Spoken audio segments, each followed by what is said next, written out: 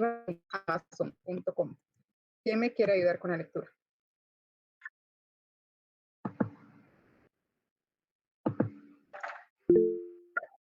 Por favor, Samuel, gracias. Desde donde dice cuando Jeff Bezos abrió ahí. Sí, ahí. Vale.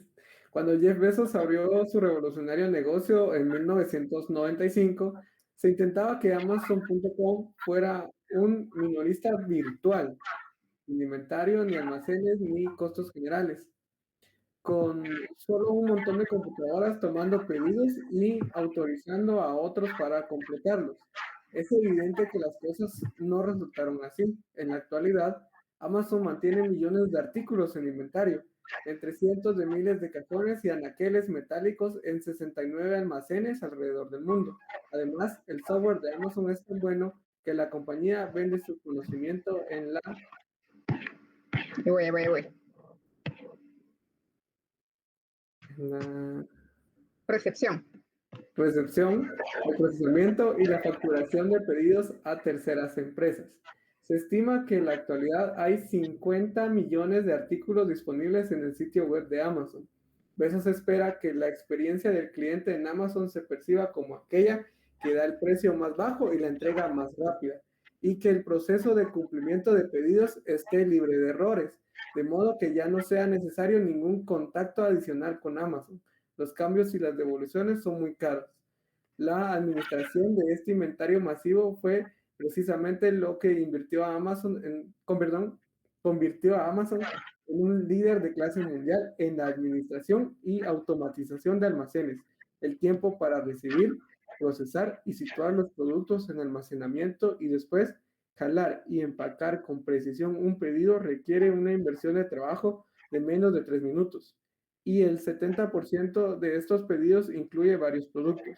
Lo anterior pone de manifiesto la gran marca de referencia que Amazon ha logrado. Este es un desempeño de clase mundial. Cuando usted hace un pedido en Amazon.com, está haciendo negocios con una compañía que obtiene una ventaja competitiva a través de la administración de inventarios. Este perfil global es una compañía muestra la forma en la que Amazon lo logra.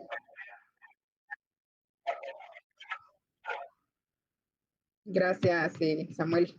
Vamos a detenernos aquí en cada una de las imágenes donde nos muestran cómo es el procedimiento para realizar un pedido a través de Amazon. No sé si alguno de ustedes ha realizado alguna vez algún pedido en línea a una tienda en otro país.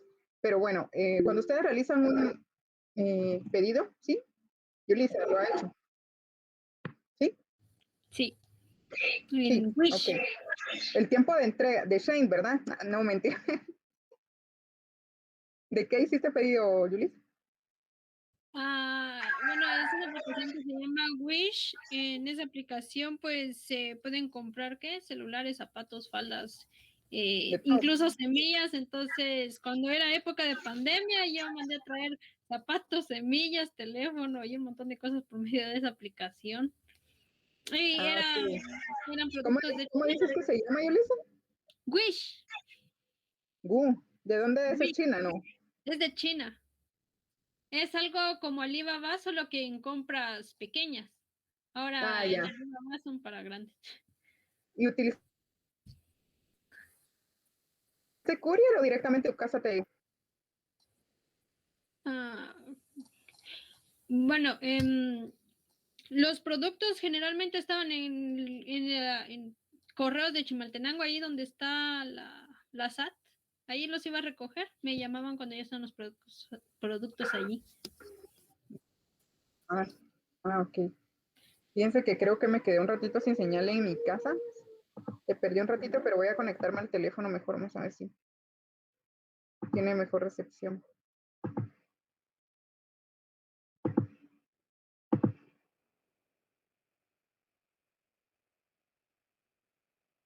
Dime un segundo. ¿Me escuchan bien? ¿Me escuchan? ¿Sí? Ok, gracias. Bueno, sí, licenciada. Durante la pandemia se ha generalizado mucho todo lo que tiene que ver con relación a las ventas en línea, ¿verdad? Obviamente, pues no podíamos salir a realizar algunas compras de artículos que probablemente tal vez eran necesarios, y pues tuvo mucho auge, ¿verdad? Esta parte de realizar las compras en línea.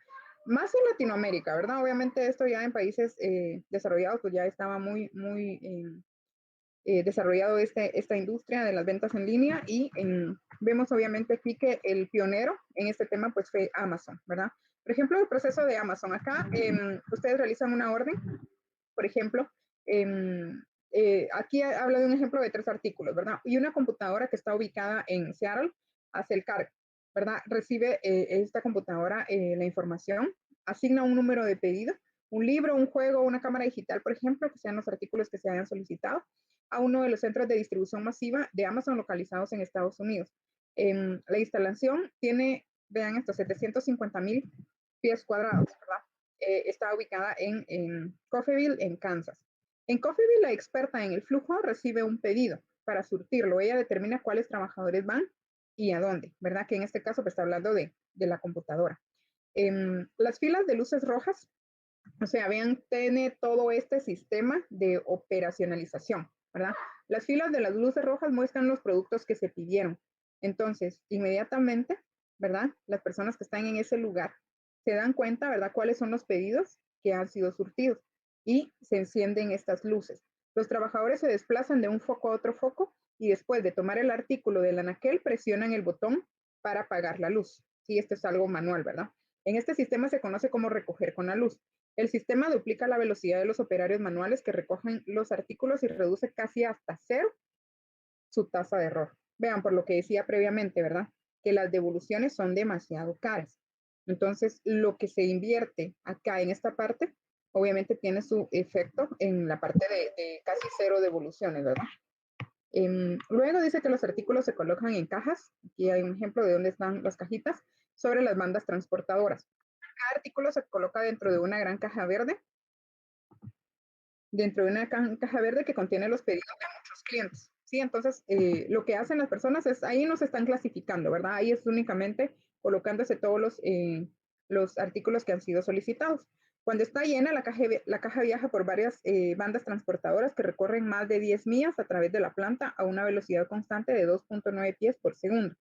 El código de barras de cada artículo es leído 15 veces. Entonces, este también es un sistema que ha servido muchísimo para todo lo que tiene que ver con relación al tema de los inventarios, ¿verdad? Tanto por máquinas como por muchos de los 600 trabajadores que están en esos 750,000 pies cuadrados, ¿verdad? La meta es reducir los errores a 0. Las devoluciones son muy costosas, que era lo que ya decidíamos previamente. Los 3 artículos convergen en un tobogán y después en una caja.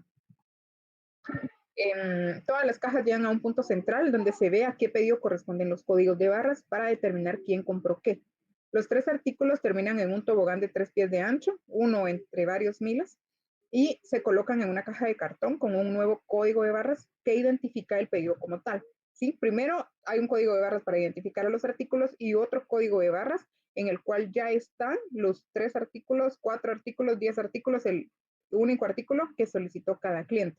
Entonces, esa es la forma a través de la cual se va realizando un rastreo de cómo va inclusive su pedido. Yo no sé si Yulisa realizó este procedimiento de seguimiento, porque les da a ustedes un número de pedido cuando realizan un pedido en línea y ustedes pueden dar un seguimiento. Y hay un proceso establecido como tal en las plataformas de estas páginas y les indica en cuánto tiempo aproximadamente ustedes van a recibir su pedido. Entonces son sistemas muy eficientes que obviamente con ayuda de la tecnología han llegado a este nivel. La recolección dice que se hace con cierta frecuencia a fin de reducir el viaje del operario, ¿verdad? También porque no podemos hacerlo, estar yendo, viniendo cada cierto tiempo, sino es un proceso ya establecido. Por ejemplo, los pedidos que se hacen tal día, pues ya se sabe cuándo van a llegar, pero pues no importa la hora, ¿verdad? Entonces, por eso durante todo el día se está realizando la operación para al final tener ya el listado de todos los productos que se han solicitado. Y cualquier regalo finalmente que haya elegido se envuelve a mano, ¿verdad? Amazon capacita a un grupo élite de personas para envolver regalos. Cada uno envuelve 30 paquetes por hora, más rápidos que Semaco, ¿verdad? O los lugares donde venden juguetes en época navideña, ¿verdad?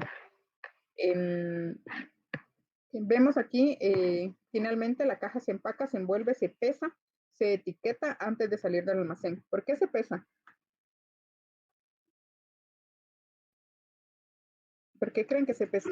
Y por el peso cobran el envío. Porque por el peso se cobra el envío, ¿verdad? Entonces, obviamente tienen que saber las empresas cuánto es el peso que están enviando, ¿verdad? Coffeeville dice que fue diseñada para enviar hasta 200,000 piezas por día. Y esa es la capacidad que tienen ellos de envío. Alrededor del 60% de los pedidos se envía por el Servicio Postal de Estados Unidos. Casi todo lo demás se manda por UPS, ¿verdad? Que es un servicio de entrega de Estados Unidos. Su pedido llega hasta la puerta de su casa y el pedido se entrega en 1 o 2 días. Vengan esta rapidez y esta eficiencia que se tiene de todo lo que tiene que ver con relación a la logística también. Entonces es una parte integral de todo lo que tiene que ver con el tema de las operaciones para al final cumplir con un tiempo de entrega récord, ¿verdad? De 1 o 2 días. Por ejemplo, de China ahora le llegan pedidos a uno en 7, 10 días, pidiendo directamente, ¿verdad? Sin necesidad de intervención de courier. Entonces también son sistemas que obviamente son bastante robustos y muy, muy bien diseñados para todo lo que tiene que ver con relación al tema de las operaciones. Aquí está un poco más amplio. Yo estoy elaborando una presentación como las demás. Esta no sé por qué, pero no la encuentro, pero vamos a ir haciéndola ahí, pero vamos a empezar con el tema de la administración de inventarios como tal. Vamos a ver.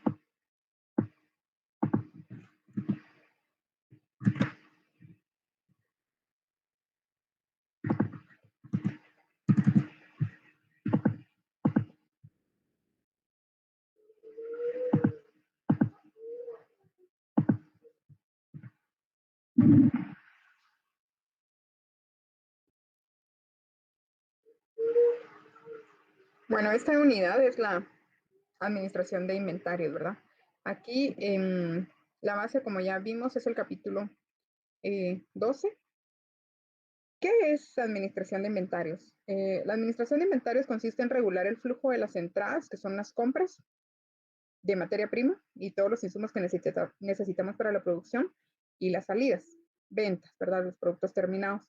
Es decir, se encarga de planificar y controlar las existencias en el almacén, y hay diversos tipos de inventario, ¿verdad? Más adelante lo vamos a ver, pero tenemos un almacén o inventario de materias primas, tenemos trabajo en proceso, que es trabajo que está ya en proceso productivo, pero aún no está listo para su venta. Tenemos también el inventario de mantenimiento, reparación y operaciones, y finalmente el inventario de producto terminado, ¿verdad? Entonces, la importancia de cada uno de estos inventarios lo vamos a ver a continuación. El objetivo de la administración de los inventarios es encontrar un equilibrio entre la inversión en el inventario y el servicio al cliente. ¿Por qué? Porque hemos trabajado algunos otros temas que tienen que ver con el tema de los costos de mantenimiento, por ejemplo, de inventario. Y pues no queremos tener inventario que no esté siendo movido, que no esté saliendo a la venta por gusto, ¿verdad? Pero queremos tener un inventario en determinado momento que sea suficiente para cumplir con la demanda y quedar bien con nuestro cliente, ¿verdad? No tener problemas de desabastecimiento y al final incumplir con nuestros clientes, ¿verdad? Sin un inventario bien administrado, nunca se podrá lograr una estrategia de bajo costo. Generalmente muchas empresas tienen problema con sus inventarios, no saben la forma correcta de administrarlos, y así lo que hacen es únicamente incrementar sus costos de operación. Por eso el inventario suele ser una de las bases, ¿verdad? Que su manejo óptimo puede en determinado momento tener un impacto positivo en las utilidades de la empresa. ¿Cuál es la importancia de la administración de los inventarios? Los administradores de operaciones de todo el mundo reconocen que la buena administración del inventario es crucial. Por un lado, una empresa puede reducir sus costos al disminuir el inventario. Por el otro, la falta de un artículo puede detener la producción o también dejar insatisfechos a los clientes. Entonces, sabemos que el costo de atraer clientes nuevos es bastante caro, ¿sí? Y la parte de retenerlos depende mucho de la forma en las cuales se van a llevar a cabo las operaciones dentro de la empresa. ¿Cuáles son las funciones del inventario? La primera es proporcionar una selección de bienes para la demanda anticipada de los clientes y separar a la empresa de las fluctuaciones en esa demanda. ¿Qué quiere decir eso? ¿Se recuerdan cuando estábamos hablando del tema de la producción? ¿Sí? Del tema de las estrategias de nivelación o las estrategias de persecución. ¿Se recuerdan de eso? Cuando estábamos produciendo a un nivel constante o cuando estábamos subcontratando para cumplir la demanda, ¿se recuerdan? En el Sí, tema de la planeación agregada. Bueno, pues sí, en operaciones 3 creo que también lo vieron con el nombre del presupuesto de producción. También ahí se ve esa parte, ¿verdad? Y ustedes verifican, bueno, cuál es la estrategia ideal que debe tomar la empresa o qué es lo que yo voy a decidir. Yo voy a decidir producir a un número constante durante todo el periodo o voy a decidir que la producción va a ser en función de la demanda, ¿verdad? Y si la demanda fluctúa demasiado a lo largo del año, entonces voy a tener que estar adaptando mis recursos a esa producción como tal, como lo vimos en esas estrategias, ¿verdad? Contratando, despidiendo personal o en determinado momento también teniendo la necesidad de subcontratar a una empresa que me ayude a cubrir la demanda porque tal vez yo no tengo los recursos necesarios o yo decidí no tenerlos, ¿verdad? Para cubrir la demanda como tal. Entonces, ese es uno de los motivos por los cuales algunas empresas deciden tener una producción constante y tener ciertos productos en almacenamiento. Pero se recuerdan que generalmente era el plan 1 de lo que trabajamos y eso va a incurrir en un costo de mantenimiento de inventario. Otra de las funciones es separar varias partes del proceso de producción, ¿verdad? Aquí se puede tener un mejor control cuando yo tengo, por ejemplo, en el inventario de la materia prima, cuánto es lo que yo debo producir, que va a ser entre el producto terminado, ¿verdad? Mi producto en proceso, ¿verdad? ¿Cuál va a ser el tiempo de producción? Entonces debo de tomar todo eso en cuenta para separar mi proceso de producción y tener identificados cuáles son las necesidades en cada uno de esos puntos. Tomar ventaja de los descuentos por cantidad, ¿sí? Generalmente a uno que es comprador minorista, a veces, bueno, en algunos lugares le dicen, bueno, compre 3 artículos y se lo doy a este precio. Si compra 6, ya se lo doy a este. Si compra una docena, ya se lo doy a este. Entonces, a veces nos volvemos compradores compulsivos, ¿verdad? Por ahorrarnos cierta cantidad, compramos 3, 6 artículos, aunque no lo vayamos a necesitar, pero nos atraen por ese tema del descuento. Y obviamente en las empresas también se da esa situación. En determinado momento ustedes van a tener acceso a precios diferentes tomando en cuenta la cantidad que vayan a adquirir. Pero recordemos que eso también obviamente debemos tomar en cuenta y equilibrarlo con el costo que nos va el costo que vamos a tener comprando, adquiriendo esa materia prima y manteniéndola en el inventario. Entonces, ¿vale la pena el descuento con relación a los costos que voy a incurrir en el mantenimiento de inventario? Entonces, debemos evaluar esa situación. Y otro de los elementos también es protegerse contra la inflación y los cambios a la alza de los precios. Este es uno de los elementos también que ayudan muchísimo, ¿verdad? Últimamente, bueno, hemos visto mucha fluctuación con relación al tema de todos los productos en general por el tema del precio del combustible. Entonces, muchas empresas también prefieren tener un inventario que les permita tener la confianza de suplir la demanda que van a tener en determinado momento. Y aunque incurran en más costos, también cubrirse con relación a este tema derivado de los cambios que pueden darse en los cambios de precios, más que todo los incrementos, obviamente, de acuerdo a cómo el mercado esté en determinado momento.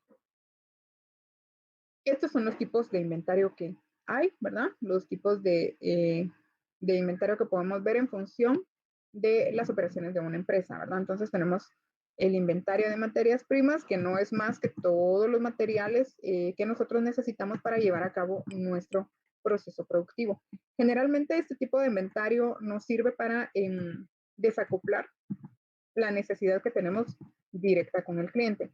Hay una estrategia que se utiliza donde realmente dependemos totalmente de la eficacia, eficiencia y obviamente de las decisiones que se han tomado previamente en conjunto con un proveedor, donde no tenemos necesidad de mantener un inventario de materias primas. ¿Alguien se recuerda cómo se llama esta técnica?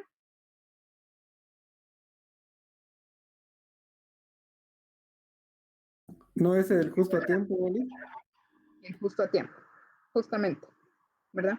Entonces, ¿qué dice la estrategia de justo a tiempo?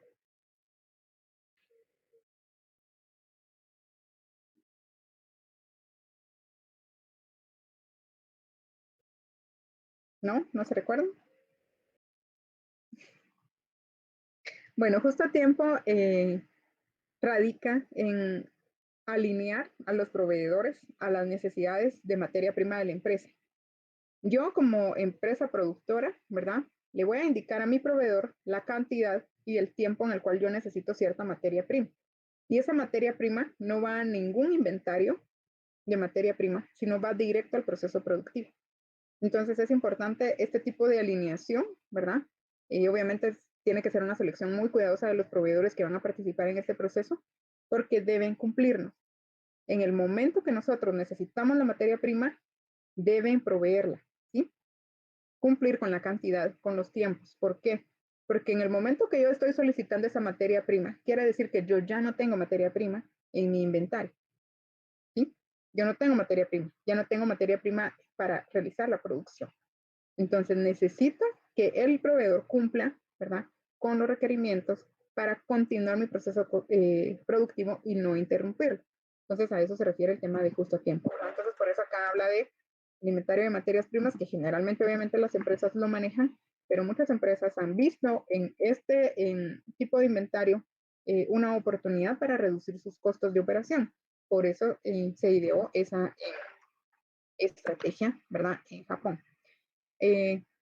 Luego tenemos el inventario de trabajo en proceso. ¿Qué es el inventario de trabajo en proceso? Pues no es más que la materia prima que ya inició el proceso productivo, pero que aún no ha finalizado su elaboración como tal. Por lo cual tenemos obviamente material o proceso, material en proceso por ahí, ¿verdad? Trabajo en proceso. Luego tenemos el inventario de mantenimiento, reparación y operaciones.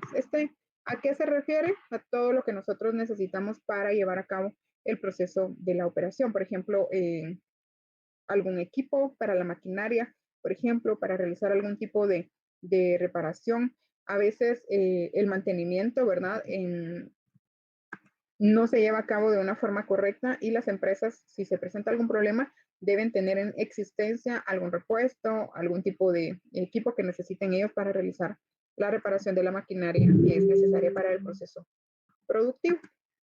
Y finalmente, el inventario de producto terminado, ¿verdad? Que este sí ya es el producto que está listo para su comercialización. Entonces son los 4 tipos más comunes de inventario que las empresas pueden llegar a manejar.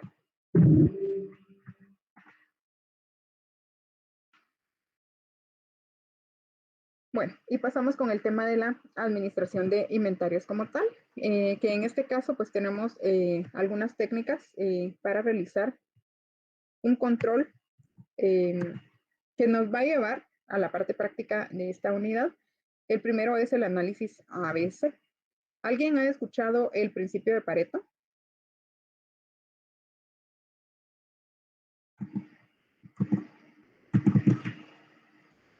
¿No le suena el principio de Pareto? El principio de Pareto, bueno, Pareto fue un economista italiano del siglo XIX, pero él se enfocó en sus estudios, ¿verdad? Como era economista, verificó que la riqueza de un país el 80% de la riqueza estaba en el 20% de la población. Entonces, este principio al final se generalizó para muchas cosas, incluyendo el tema de la administración de los inventarios, que es la base del análisis ABC, ¿verdad? Entonces, vamos a ver esta forma de realizarlo y para eso vamos a desarrollar el ejercicio que se encuentra en la página número 478 del libro base. Así que, por favor, para quienes tienen ahí a su hojita de Excel.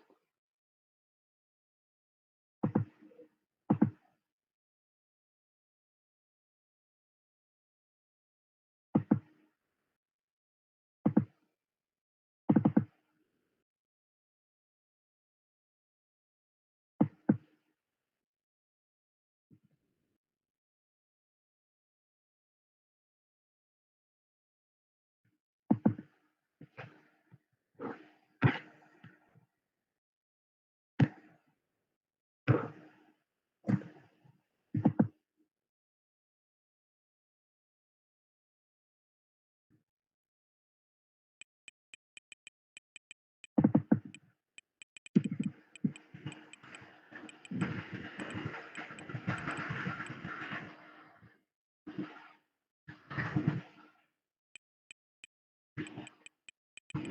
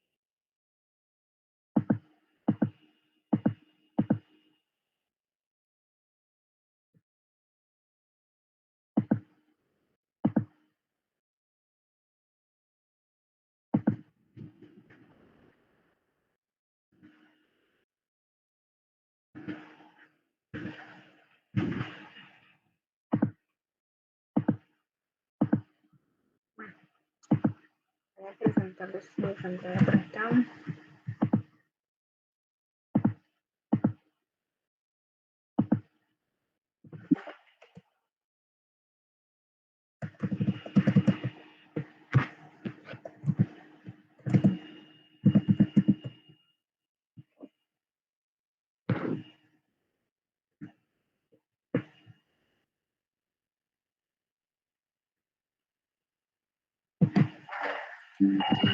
Solo voy a pasar el ejemplo y el ejercicio que está acá para tenerlo en imagen aquí en el libro para que sea más fácil.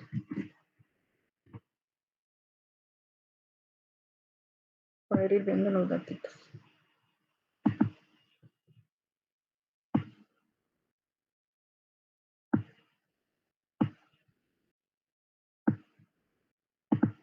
Solo vean esta forma de clasificar. Es una idea muy general, ¿verdad? Para poder desarrollar esta parte. No necesariamente pues nos va,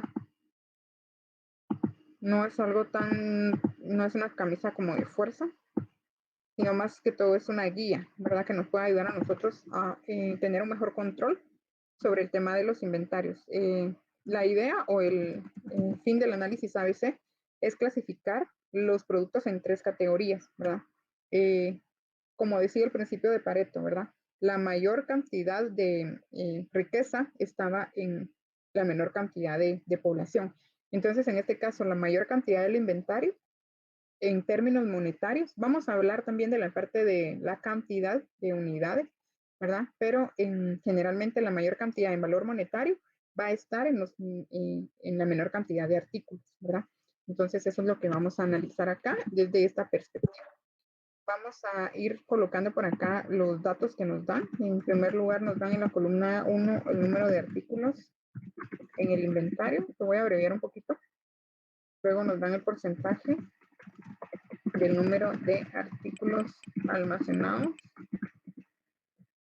Luego nos dan el volumen anual en unidades. Luego nos dan el costo unitario. Luego nos dan el volumen anual en dinero. Luego nos dan el porcentaje del volumen anual en dinero.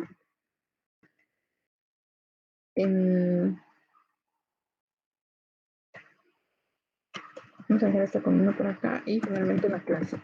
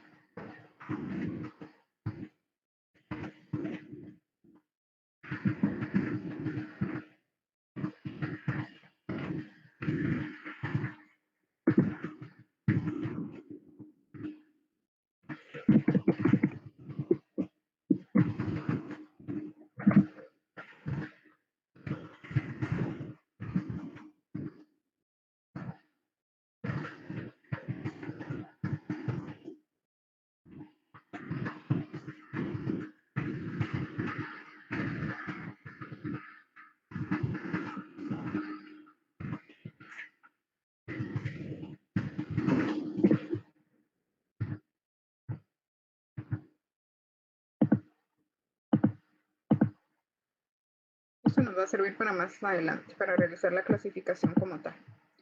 Primero podemos ir copiando todos los datos que nos dan acá. Este ejemplo ya nos lo dan así ordenado, ¿verdad? Vamos a ver otros ejemplos para que ustedes lo deban clasificar, ordenar y colocar al final. Establecer obviamente los datos que nos están solicitando para saber cuál es el porcentaje en artículos y también en valor monetario, ¿verdad? Porque al final, si no encaja un producto dentro del rango del volumen, por ejemplo, no importa. Lo importante es que encaje dentro del rango del valor monetario. Entonces, si deben tomar una decisión, háganlo en función del valor monetario. Ahorita lo vamos a ver que estamos desarrollando este caso. 10.767, 10.500, 10.571, 14.75, 0.1.036, 0.167 y 10.572.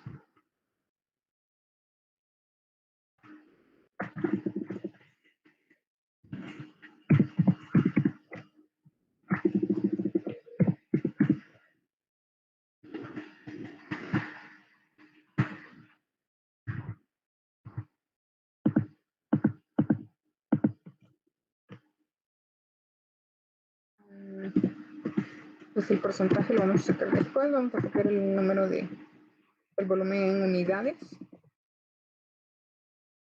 1.500, 1.550, 150, 1.600, 2.000, 100, 1.200 y 150.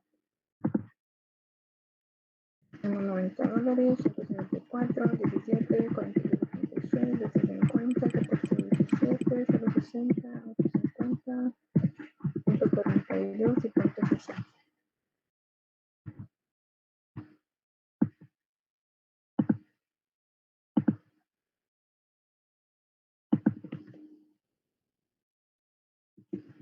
Bueno, aquí tenemos el volumen en unidades.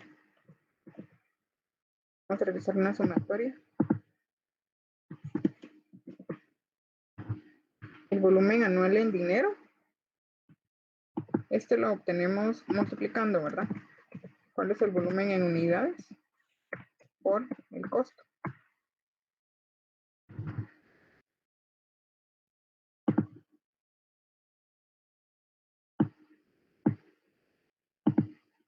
Y aquí volvemos a sumar.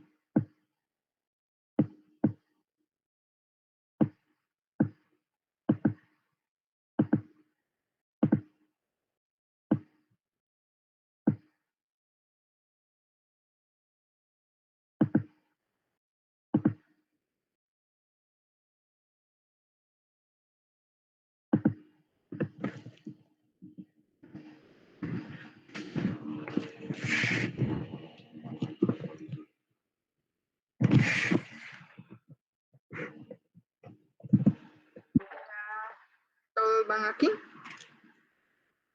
Me avisan si alguien se quedó. Se quedaron, ¿verdad? ¿Sí? ¿Tienen duda de algún cálculo? Me avisan. Bueno, solo he calculado este. Les voy a poner acá que cómo lo calculé.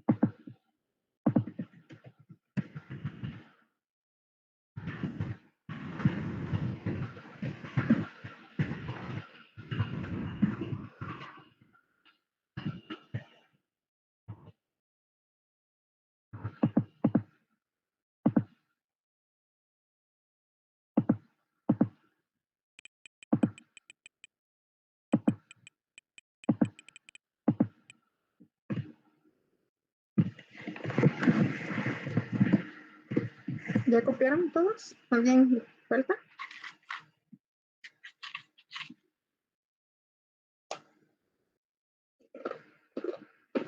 ¿Qué les falta? Sí, uno de sus cálculos está mal, el 6 es 0.6. Ahí donde está el costo unitario, en la última.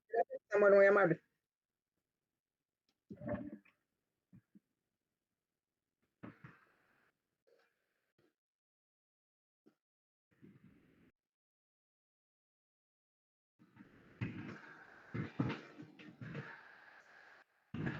Gracias, Samuel.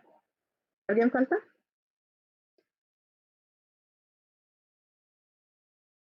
¿Ya van todos acá?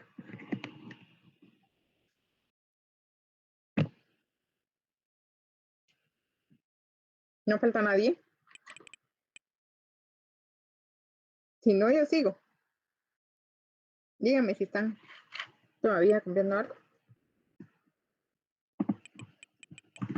Van bien. Si alguien se queda, me avisa, por favor. Bueno.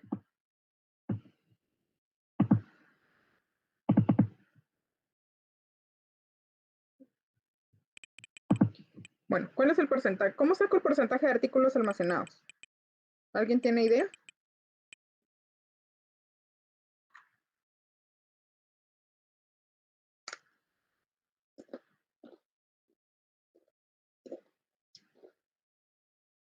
¿No?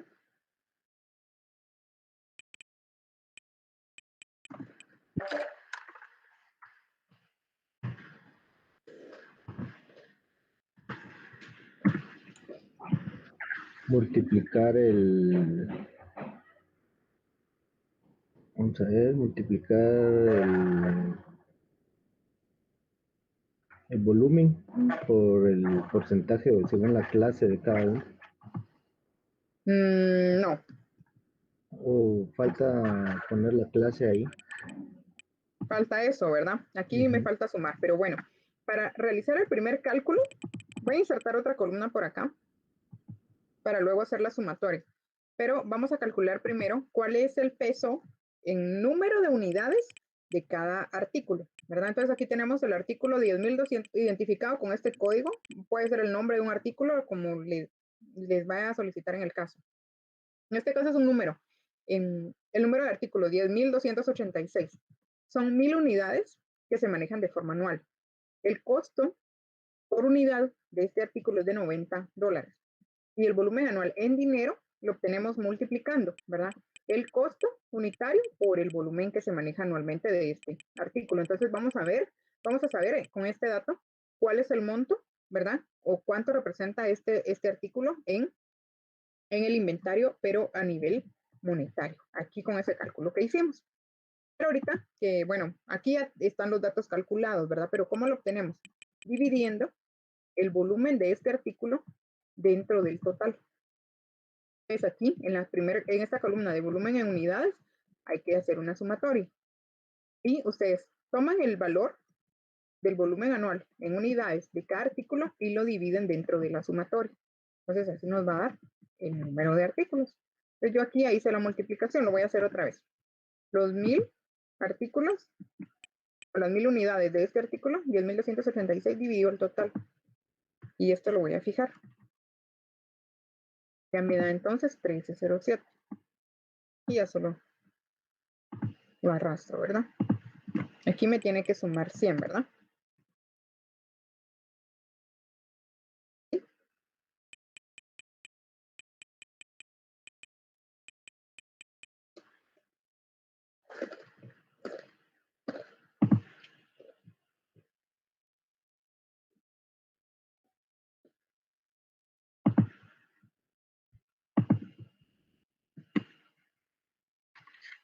¿Ya les cuadro?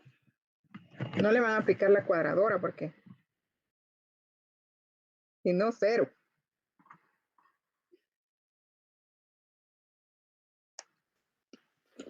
Licenciada, disculpe. El ejercicio, la sumatoria da 8.550. Ajá. No, 7.650. Fuera madre, puse mal un dato. Es lo más seguro. Espérenme, voy a revisar.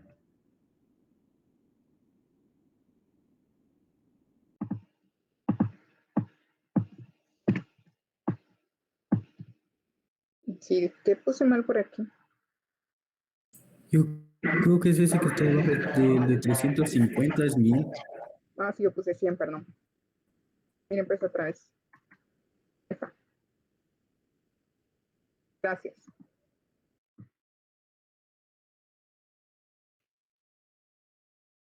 A alguien creo que le pasó esto en el examen. Fíjense, ahorita me estoy recordando.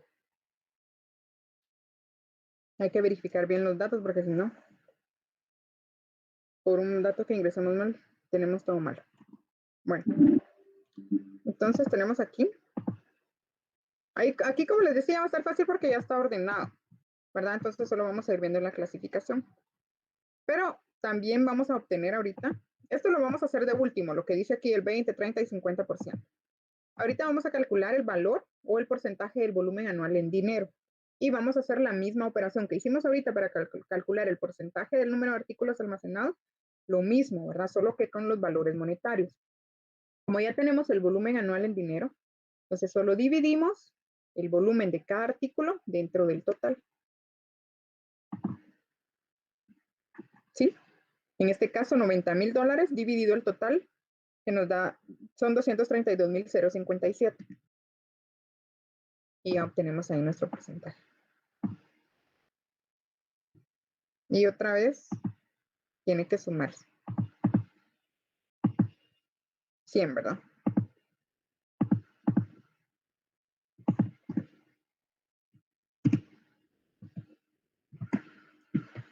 ¿Estamos ahí?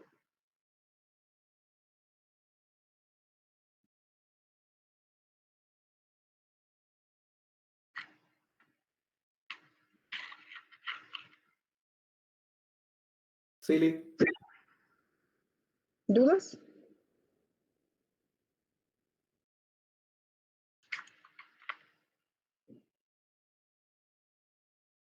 ¿No?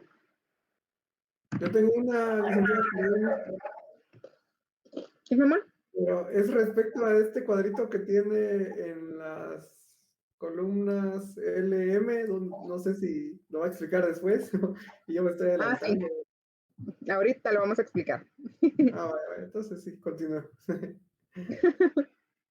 Ok, bueno, ¿ya todos están en este punto? Licenciada, me perdí en el porcentaje de volumen anual. Ok, aquí vamos a calcular otra vez. Es solo dividir el volumen anual de cada artículo, en este caso del primer artículo son $90,000, dividido el total de esa columna. Y la fijamos. Excelente. Y arrastramos.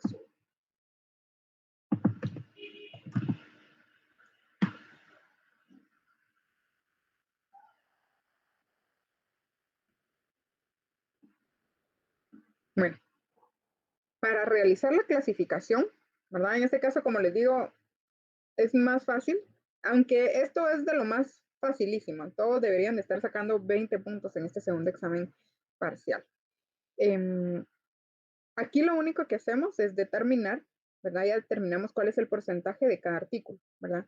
Y lo que vamos a tratar, les digo vamos a tratar porque a veces no encaja el volumen en cuanto a artículos, pero deben guiarse por la columna que está en verdecito, la que dice valor en quetzales, o en este caso en valor monetario, ¿verdad? Sea la moneda que les estén indicando, ¿verdad? Entonces lo que debemos tratar es clasificar los artículos por esta indicación.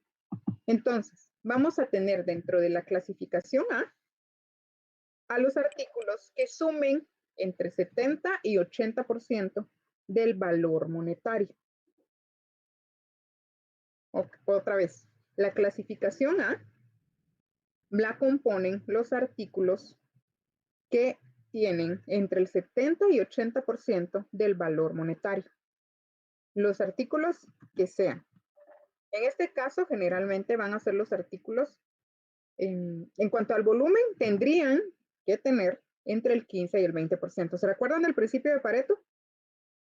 Que el 80% de la riqueza está en el 20% de la población.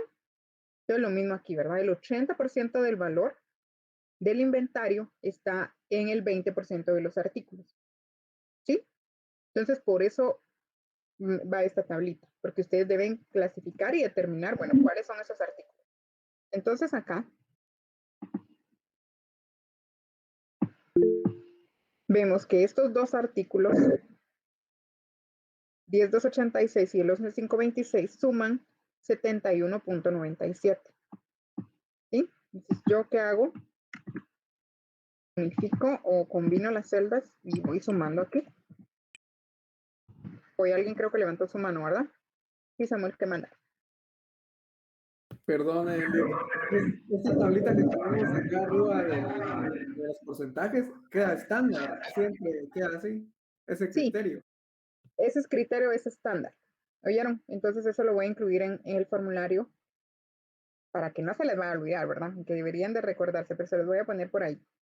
Entonces la tablita, ¿verdad? Nos indica que la clasificación de los artículos A generalmente, como son los que tienen más peso, se va a tener un control más estricto o más rígido sobre ese tipo de artículos, porque obviamente representan una pérdida mayor. En determinado momento se pierde algún artículo ¿verdad? Una unidad, pues va a tener un impacto en el inventario o en los costos como tal. Entonces vamos aquí realizando la clasificación. Como les digo, este va a estar un poco fácil porque aquí ya está ordenado, pero vamos a ver otros casitos que están en el libro. Entonces esta va a ser la clasificación A. ¿Sí?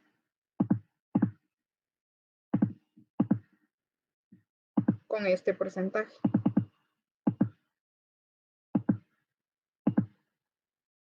71.97. Luego vamos a, y no es como un resultado, por eso les digo que todos tienen que sacar 20 aquí, porque Si no encaja el porcentaje de artículos, ahorita vamos a ver el porcentaje de artículos si quieren de una vez aquí, la suma. Vamos a ver si queda dentro de la clasificación o lo que nos indica la tablita.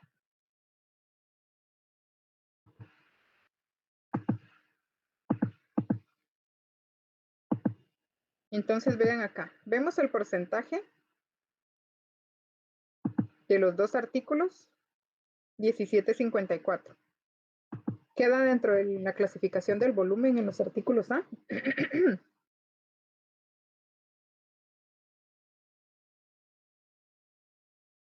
Dice que los artículos A, el volumen, o sea, la cantidad de artículos debe ser entre el 15 y 20%. Estos suman 17.54. ¿Queda dentro del rango permitido para la clasificación A? Sí, ¿verdad? Sí, queda, licenciada.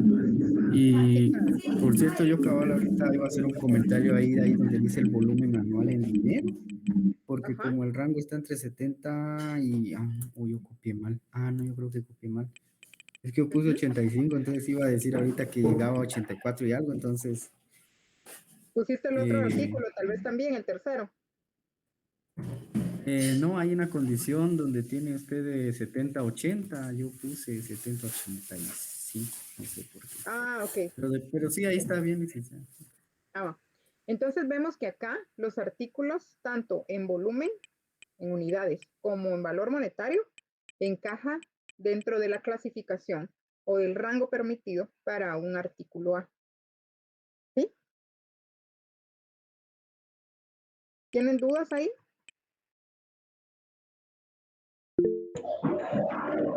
¿Sí, Sergio? Gracias, licenciada. Yo tengo duda en cómo sabemos si solo tomamos dos artículos. En este caso tomamos los códigos 10.286 y 11.526. ¿Por qué no tomamos 3 o 4 o 5? ¿Cuánto sabemos nosotros tomar para que salgan los resultados? Comprendo tu pregunta, ¿verdad? Y eso suele ser generalmente como el mayor problema al momento de clasificar, pero va a depender mucho de su criterio. Inclusive, este sistema de clasificación ABC no es tan rígido. ¿Por qué? Porque si en determinado momento ustedes encuentran que un artículo, por ejemplo, suele ser muy importante para el proceso productivo y tal vez el número de artículos es muy elevado, pero ustedes lo consideran muy importante o los proveedores son limitados y no se puede perder ninguna unidad de esas, por ejemplo, ustedes también lo pueden incluir dentro de la clasificación como un artículo A, ¿verdad? Pero esta tablita que está aquí al inicio es únicamente como una guía, les decía yo, ¿verdad? Si en determinado momento deben tomar una decisión sobre qué artículos tomar, entonces váyanse con relación al tema del valor, ¿sí? Aquí, por ejemplo, los artículos estos dos, pues yo lo que les sugiero es que vayan sumando, ¿verdad? La facilidad con Excel es que ustedes van tomando los artículos y aquí en la esquina en inferior derecha les va apareciendo cuánto suma cada serie de datos que están tomando. Entonces, por ejemplo, si agregamos el otro artículo, que suma 11, ya se nos pasa. Los tres artículos suman 83.32. ¿Sí ven ahí? ¿Sí? Entonces ya se nos sale del rango en cuanto al valor monetario. Entonces lo pueden ir haciendo de esa forma, ¿verdad? Para ir realizando ustedes su clasificación. En este caso, como les indicaba, el resultado ya nos da un orden. Si se dan cuenta, el orden del volumen anual en dinero ya viene en orden descendente, del mayor al menor, ¿verdad? Entonces aquí ya estaba resuelto prácticamente. En los casos que vengan, lo único que van a tener que hacer ustedes es ordenar, pero ya en los próximos días vamos a realizar un ejemplo ya con los datos así desordenados para que ustedes lo ordenen y lo vayan clasificando. Pero en este caso que está en el libro, pues ya viene de esta forma. Pero ustedes van a tener que ir sumando, ¿verdad, Sergio? Entonces, van a tener que ir tomando un artículo o otro artículo para ir llegando o acumulando un volumen anual hasta de 70 a 80. Luego el siguiente puede ser desde 15 a 25 y el último de 5 a 10, ¿verdad? Entonces, se deben regir más por esta columna. ¿Sí? Esta va a ser la que va a dictarles a ustedes más que todo la clasificación. ¿Sí? No sé si se comprendió ahí. ¿Sí? Sí, licenciado, muchas gracias. Ok, Mario, por favor. Sí, licenciada, en este caso, por ejemplo, no podríamos poner el primero solo como una clasificación, digamos, porque no está en el Ajá, rango de valor. Ajá, porque no está en el rango, porque tiene que ser de 70 a 80. A veces un solo artículo va a cumplir, ¿verdad? Dentro del rango. Va a representar un 15% o 20% de los artículos y un 80% del valor. Entonces dejan solo un artículo ahí, Y ya ¿verdad? se puede poner como una clasificación, ya le podemos dar una Exactamente. clasificación. Un solo artículo, ¿verdad? Pero Podría... aquí, viéndolo desde ese punto de vista, estaba viendo yo que ese 38 no cumple ninguno de esos tres. No, entonces un solo Entonces, artículo no podría ser. Por eso deben ir lo probando. tengo que jugar con el otro para sumarlo para que llegue a una clasificación. Así sería. Exactamente, Sí, exactamente. pues. Entonces deben ir Bueno, ustedes realizando sus cálculos, sus sumas ahí claro. para irlo realizando. Entonces, lo primero que deben hacer cuando tienen estos datos y están desordenados, desordenarlos, ¿verdad? Entonces, por ejemplo, digamos que ustedes copiaron los datos tal y como venía en el caso y ya terminaron de ordenarlos, pero los datos no les van a quedar ordenados aquí en esta columna del mayor a menor, les van a quedar desordenados. Entonces, lo primero que tienen que hacer es ordenar. Seleccionan su serie de datos, le dan ordenar, eligen la columna por la cual quieren ordenar sus datos, le dan en orden descendente del mayor al menor y ya les va a quedar así como está esta. Ya vamos a hacer un ejercicio, solo les estoy adelantando lo que vamos a hacer, pero ya lo ordenan en función de esa última columna y ya ustedes pueden proceder a hacer lo que estamos haciendo ahorita, ¿verdad? Ir viendo y probando, bueno, cuáles son los artículos que compondrían la clasificación A, cuáles formarían parte de la clasificación B y cuáles de la C. Pero es únicamente sumando, ¿verdad? Aquí no hay, como les decía, un resultado malo, a menos que no cumplan con lo que indica la tablita, ¿verdad? Dentro del valor de rango. Si tienen que elegir, háganlo en función del valor. ¿Sí? ¿Quedó más claro ahí? Sergio creo que levantó otra vez su mano. ¿Qué manda Sergio? Gracias, licenciada. Precisamente eso, que sí cumple la condición del valor, pero no, si sumamos dos valores para que sea A, pero si lo sumamos y nos da una condición de la B, no casa, ¿verdad? Entonces, ese punto cabal, el último punto que dijo usted, entonces tomamos la condición del valor. Sí, la del valor, Ok. ¿verdad? Por ejemplo, en algunas clasificaciones puede hacer que aquí el porcentaje no esté dentro de este rango. Les voy a poner aquí, vamos a ver si me deja porque ya saben que me está costando aquí con esta cosa de Office. Pero bueno. Esta condición, ¿qué se me hizo?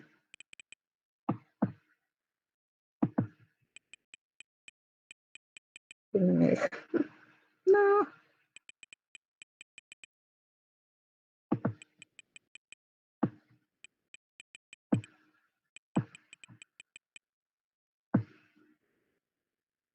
Vamos a ver aquí.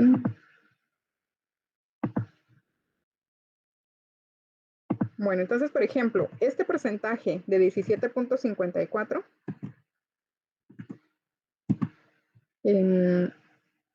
entonces a mí,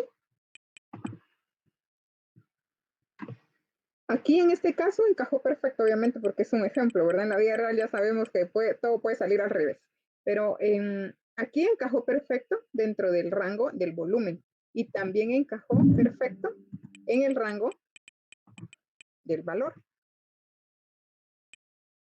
¿Sí? Acá.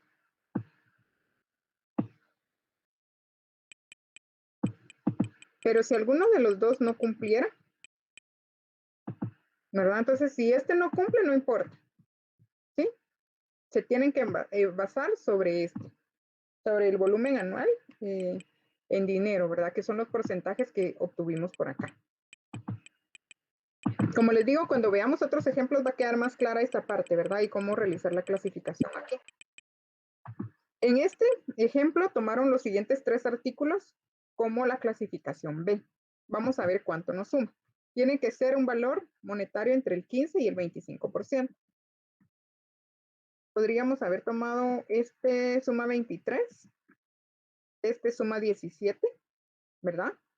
podría haber sido esto, pero vamos a ver cuánto nos suman los que restan. Estos suman 10.22, aquí ya se nos pasa del que dice acá, 5 y 10, ¿verdad? Pero si tomamos del 366 para abajo, nos da 4.83. ¿Cómo lo dejaron acá? Yo creo que tampoco queda. Lo aproximaron a un 5, ¿verdad? Pero da 4.83, lo aproximaron. Pero lo podemos dejar de esa forma. Como les digo, no es tan estricta la clasificación. Es únicamente como una guía.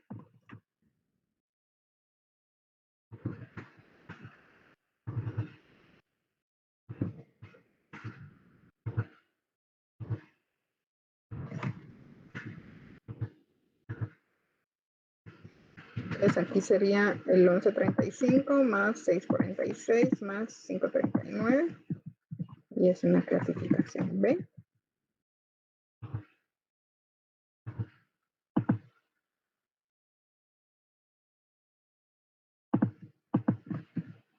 Y aquí finalmente la clasificación C.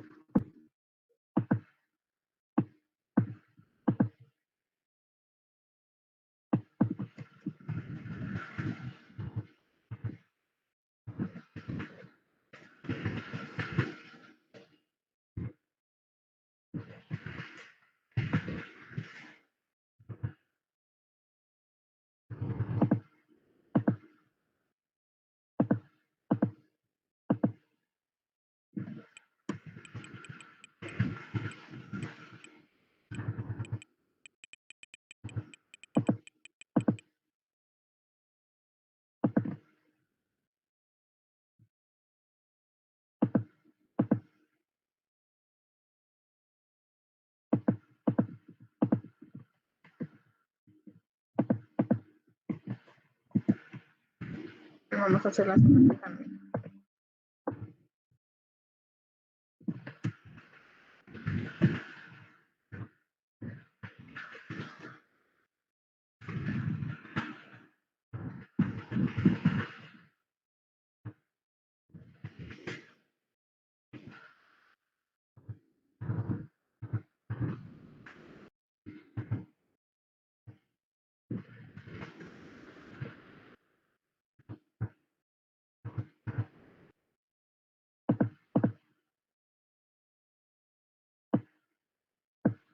Entonces vamos a revisar únicamente. Bueno, esto obviamente vimos que sí, ¿verdad? De 23.21 encaja dentro del porcentaje acá de la clasificación B, y la clasificación C, 4.83, pues está aquí también dentro del rango. Como les decía, no es algo tan rígido, ¿verdad? Entonces ustedes se pueden basar acá, puede haber varias respuestas del examen, lo único es que encaje, ¿verdad? Dentro del porcentaje, ¿sí? O que se aproxime a esta clasificación. La idea es tener un orden, ¿verdad? Para saber cómo ustedes van a realizar ese control sobre los distintos artículos que van a tener en el inventario como tal. ¿Sí?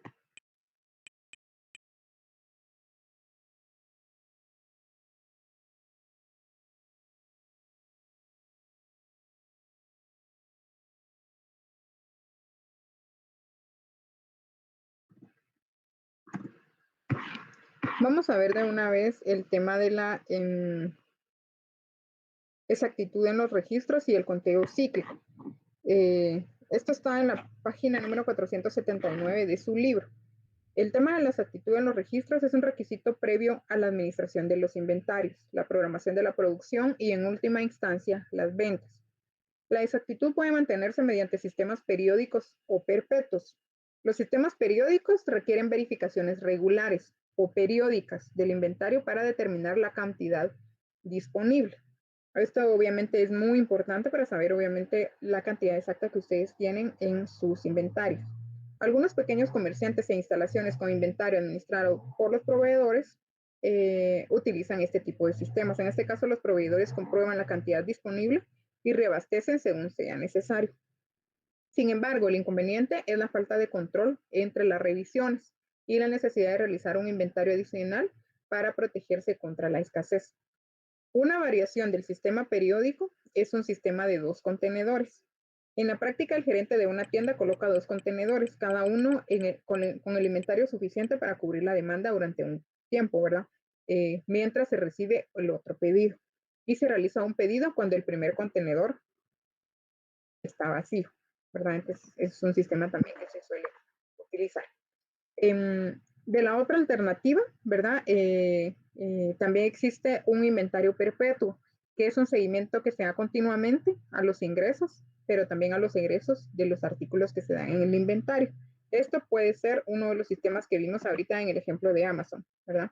Que obviamente ahí se está verificando cada entrada y cada salida de cada artículo. Vamos a ver. Por lo general, los ingresos se registran en el departamento de recepciones de alguna forma semiautomática mediante un lector de código de barras, y las sustracciones se observan también como artículos que dejan en el almacén o los establecimientos de venta al por menor en la caja registradora del punto de venta de POS, por ejemplo, ¿verdad? Entonces, en los supermercados también podemos ver esta metodología cuando el artículo pasa por la barra o por el sistema de lector de códigos. Entonces, se está registrando una salida de inventario, aunque ustedes pueden ver que obviamente también hay personas que están realizando un conteo permanentemente o constantemente de todos los artículos de cada uno de los anaqueles, ¿verdad? Entonces también se puede observar ese tipo de situación. Independientemente del sistema de inventario, la exactitud en los registros requiere de buenos registros de entrada y salida, así como una seguridad adecuada. Obviamente esta parte es bien importante. Ustedes, yo no sé si se han dado cuenta de cómo han surgido algunos videos ahí de algunos supermercados donde personas llegan a sustraer artículos, se los meten entre la ropa, ¿verdad? Y al final los atrapan, ¿verdad?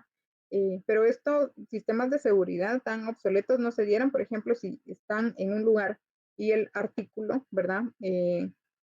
Emitiera algún sonido. En algunos lugares también una pena, ¿verdad? Llevan un artículo y lleva uno de estos aparatos que hacen ruido cuando pasan por las barras que se tienen registradas en la entrada.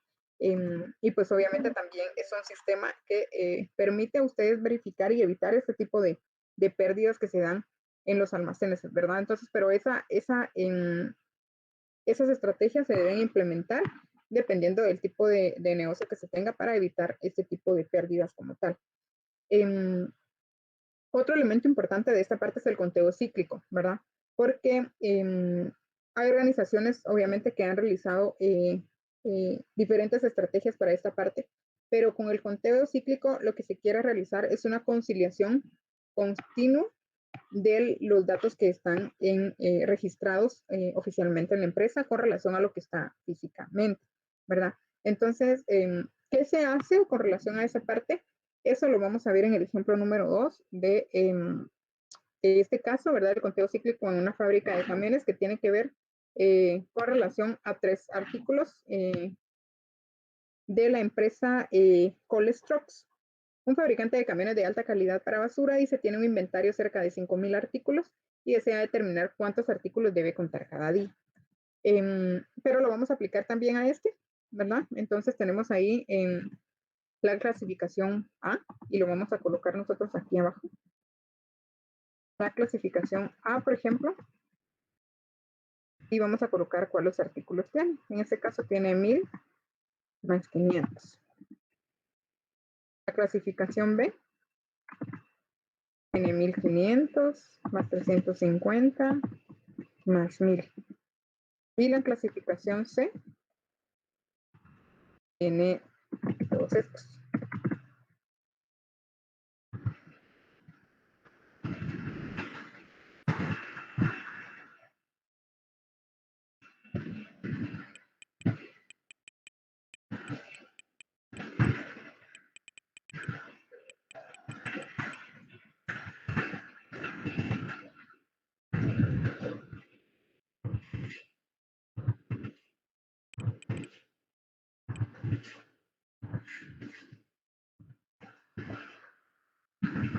Entonces aquí ya tenemos la suma de todos los artículos, de acuerdo al ejemplo que acabamos de ver, ¿verdad?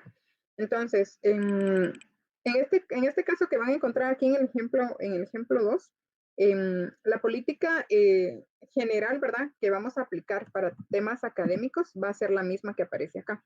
Entonces va a ser la cantidad de días que aparecen acá, o si se les indica algo diferente, ¿verdad? Pero si no, la política que aparece acá. En este caso, los artículos A se van a contar cada mes, es decir, cada 20 días de trabajo. Entonces vamos a colocar aquí la política de conteo. Va a ser la misma del ejemplo 2, como les estaba indicando, ¿verdad? Política de conteo. Cada mes.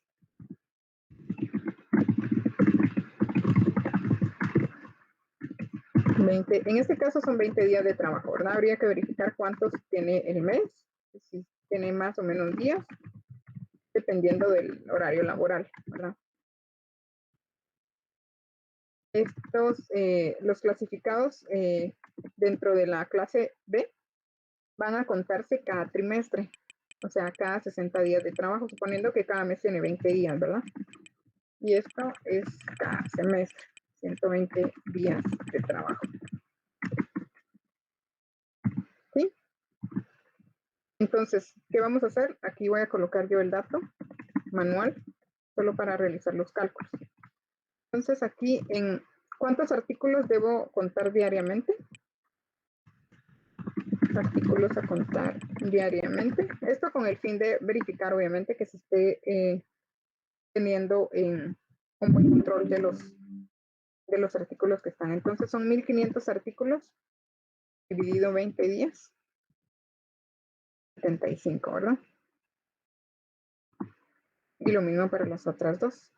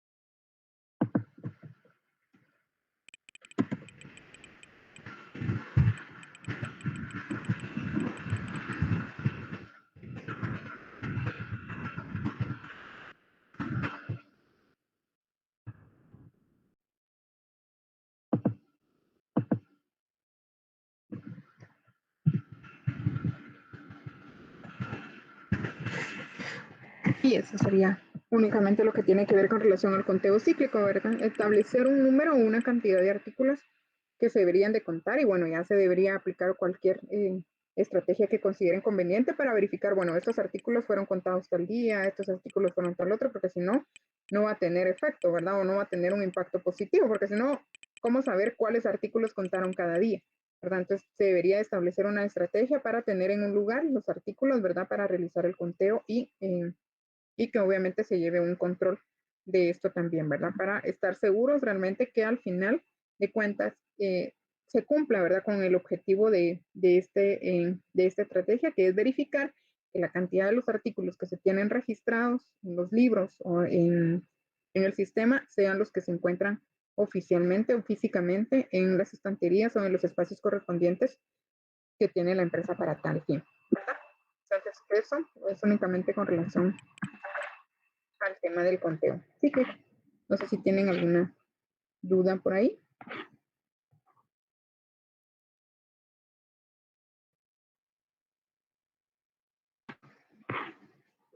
¿No?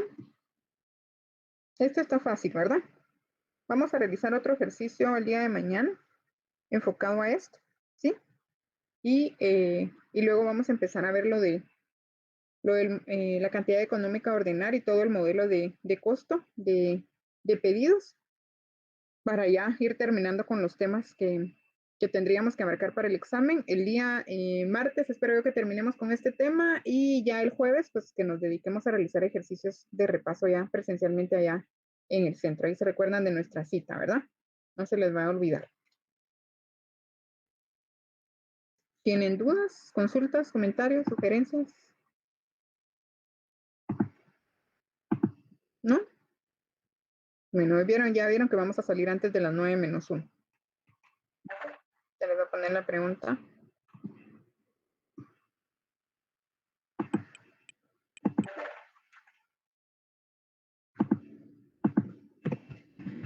¿En qué principio